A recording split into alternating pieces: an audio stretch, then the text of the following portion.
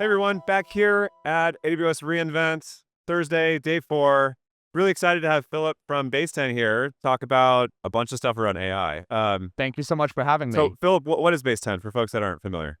Baseten is an inference infrastructure company. So what is inference? Inference is the process of running AI models in production to create new outputs. Although I generally use a little bit less technical definition here at Reinvented the Booth, I say, well, we do three things. We get the GPU, we put the model on the GPU, and we make it run really fast. Sounds like that's it's a simple to explain, but maybe a bit more complicated to do in practice. Yeah, all three of those things that I just said actually take years of effort and massive engineering teams. And even though Baseten people, maybe I haven't heard the name of it, it sounds like you're probably powering a lot of products that they're using or a lot of services that are out there. Any that you can name? Yeah, absolutely. I absolutely love talking about my customers. We're really lucky to work with some of the best names in the AI industry. We have companies like Koso in the code generation space using Base 10. We also have some of my favorite customers are the ones in the healthcare AI space, companies like Open Evidence and Abridge and Ambience, who are using healthcare to deliver great outcomes for doctors and patients, using AI to deliver great outcomes for doctors and patients. There we go. Sorry, I've been talking for 4 days straight. I'm barely keeping my voice alive. But yeah, we've also got tools that I use every day, like Notion and Clay as customers as well. So it's a really full spectrum range of customers doing all different modalities, from companies like World Labs, who are developing novel models for text to 3D generated world, down to simple models like embeddings, audio in, audio out, all kinds of different modalities. A few of those are WorkOS customers too, which is Oh, kind of fun. fantastic! Yeah, yeah. Yeah. I'm sure similar to us, we have this interesting perspective across the whole industry from a lot of different use cases. From the Basecamp perspective, you probably see a lot of novel things happening in AI and how things are going. What are you seeing right now? Like what's changing in the industry, or how are people using the product? One thing I'm seeing is a real rise in the adoption of open source models. So you can think about, the gap between closed source and open source models and say, like, well, usually GPT, Claude, whatever, Gemini is a few months ahead, 2 or 3 months ahead of the Quens and DeepSeeks and Mistrals and Llamas of the world. And there's a lot of discussion like, is that gap ever going to close? I don't really think about it in those terms. It doesn't matter whether or not the gap closes. Let's say worst case scenario doesn't close. And open source models, closed source models keep getting better. Open source models keep getting better just behind them. That's not a long time, by the way. It's You not a said long two or time three at months. all. It's like Yeah. that's kind of a blink of an eye for most industries. For most industries, I mean, hey, I've been in this industry for 4 years. I'm 26 years old and I feel about 55 most That's right. days. That's right. But even in that worst case, let's say that open source models just keep getting better, just slightly slower. They're still crossing these invisible thresholds of capability. So 3 years ago, you couldn't build an AI-powered customer support chat in the way you can today. You couldn't build an AI coding assistant in the way you can today. And then closed source models came along and unlocked those capabilities. Early versions of these models were slow, were expensive, were a little bit unreliable, but the capability was there, and entrepreneurs begin building products around these new capabilities. But then as open source models following shortly behind cross the same capability thresholds, now they're able to switch to new models that are faster, that are less expensive, more customizable, and more reliable at scale. So that switch from closed models, not to open models entirely, but to a blended strategy where open source plays a huge role in so many companies' roadmaps, both out of the box and via fine-tuning, RL, SFT, etc. That's been a major change in the last year that's frankly been a huge tailwind for us, but also I think is very good for the industry as a whole. In some ways, it's surprising, but it feels like in other ways, it actually mirrors maybe what happened with operating systems years ago. We had there was like the IBM 360, layer a long time ago, and the Sun and Solaris and Windows, and then eventually we got like Unix and BSD and Linux, and now today, I wouldn't be surprised if Linux is the dominant operating system running on the most number of machines across the world. Even like Mac OS is like based on BSD, these open source Exactly. And I layers. think macOS is a great example of where a lot of these models are going, where you have a foundation model, one of the major open source models, and then companies build off that open source model and make something that, like Mac, is delightful to use and is really customized to the exact needs of the end user. Feels a little bit interesting to me that the open source models, the best ones, are like seem to be coming out of China now. The meta models were like pretty good for a while, the llama models, but now I've seen people fine tuning these fun models. Or Kimi K2 is really good at writing code and pretty Yep. fast. Do you have any thoughts as to why, or if that'll we'll keep seeing that the open source side from kind of unexpected from China? Yeah. I mean, you have fantastic labs from there. You have, like you said, Quen, Kimi, DeepSeek, GLM from ZAI. You have Minimax. You've got, ByteDance has labs. Tencent has labs. I think a big part of it is just like incentive structures. There's a ton of research going on there, which is really interesting. And all of these researchers are able to learn from each other, and we can do the same.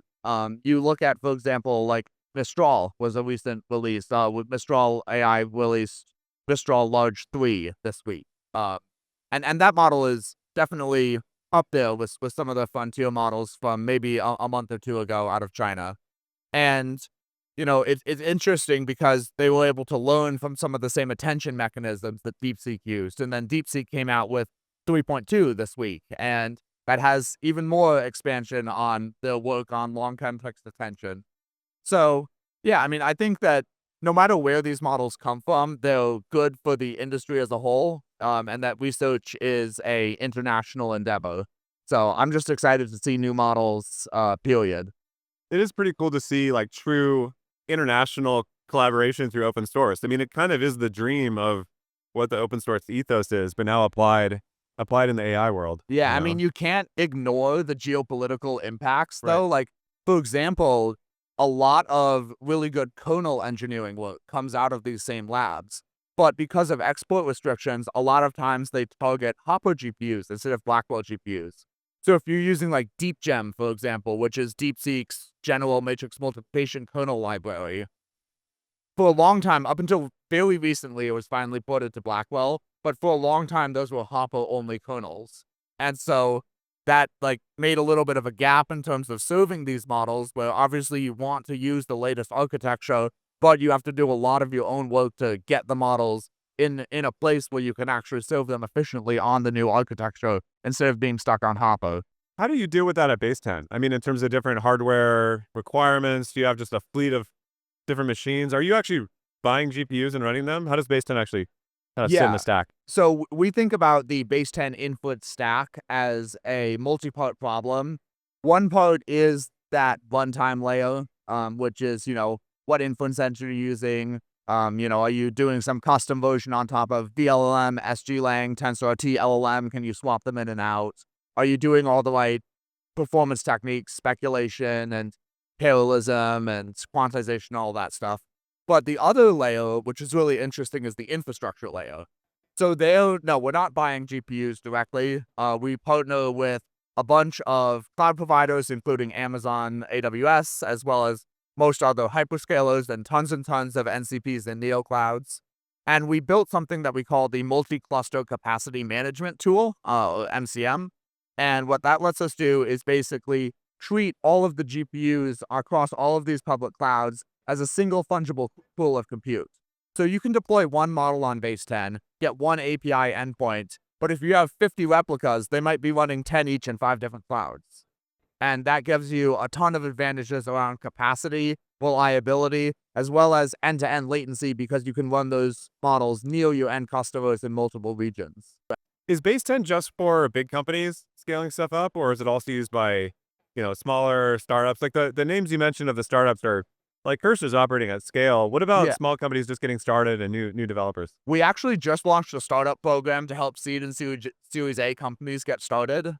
But there is a definite structural shift that happens as you start to scale as an AI company, where in the early days, you want to pay per token and you want to just build on foundation models, because for most companies, unless you are specifically a foundation model company, what you really care about is finding your differentiated edge in the market. And you can rapidly iterate on GPT and on Claude. But eventually, you start to reach that scale where maybe you're spending $10,000 a month, maybe 20, 30, $50,000 a month. And you start to think, maybe there's another way of doing this. Maybe I can bring some of this stuff in-house, control my own destiny a little more, and start to build a differentiated advantage at the model level as well, and not just at the product level. So we do have paper token model APIs for a handful of the most promising open source models, your Kimi K2 thinking, your DeepSeek 3.2, all those sort of things. They're really fast, they're really cost effective, and they're a great way for early stage companies to get started. But to take true advantage of Baseten's full platform with the inference layer, with the training layer, all that sort of stuff, you generally do want to be at a little bit of scale in your product. And that's not just a Baseten thing, that's for anyone who's considering dedicated inference or custom models. Kind of almost any dedicated cloud, not even just inference for Yeah, GPUs, but, storage, network, runtimes, exactly. whatever Yeah. you want. What about different types of models from in terms of, like, kind of multimodal models? Are people doing voice stuff on Base 10? Is that Lots and lots of voice stuff. You have companies doing a lot of transcription workloads. One tool that I use, which is really cool, is called Whisper. Oh, sure. Yeah, Yeah. They're a WISPR. WorkOS customer as well. Awesome. Love it. Yeah. Yeah. So they're a really convenient dictation tool. And I love dictation because I don't have all 10 fingers, so I don't type very fast. And with Whisper, I'm able to just talk and have my words turned into blog posts or tweets or whatever it is I want to write. So yeah, I mean they do a lot of, voice in stuff. We also do a lot of voice out work. We've got customers like Rhyme who make their own foundation models for voice and power voice for a lot of, enterprise call centers. And yeah, they use base 10 training and inference as well. So lots and lots of voice. I'd say that's actually one of our primary modalities is voice in and voice out. What are some of the more surprising use cases you see for AI? I'm curious, like, we know the major ones. We know Yeah. the AI coding agents in those systems, and I mean, Whisper, voice stuff is great. I'm sure a lot of people have used like ChatGPT voice mode. But what are some of the weirder things you've seen? The unexpected, the surprising ones. The last time that I was truly surprised by an AI tool, and it takes a lot to surprise me in AI, because I've been in this industry for a while now. I've played with a ton of tools. I've seen a ton of customers. I'm a little bit jaded. Uh-huh. The thing that I played with recently that made me say, "Oh wow, I see a future happening in a couple years that I didn't really think was going to be possible," is the World Labs mobile product, where look, I'll be completely honest. Like, it's an early product. I compare it a lot to like the early days of Stable Diffusion, where the model was like making hands that look like mine, and messing up other kinds of details. But I see a vision where I could create in real time an immersive world for education, for gaming, for storytelling. And I played with it for like a couple hours. I was trying to make it like recreate scenes from some of my favorite books.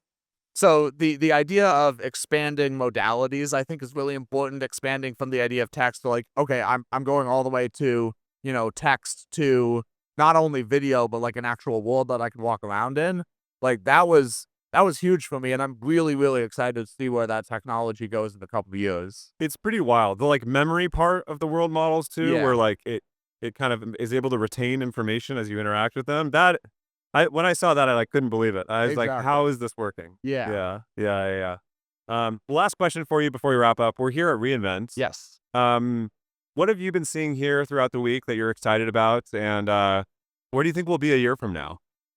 Well, one thing that's been really awesome to see is just walking around the show floor and seeing so many Base 10 customers with huge booths, in some cases booths like way bigger than ours.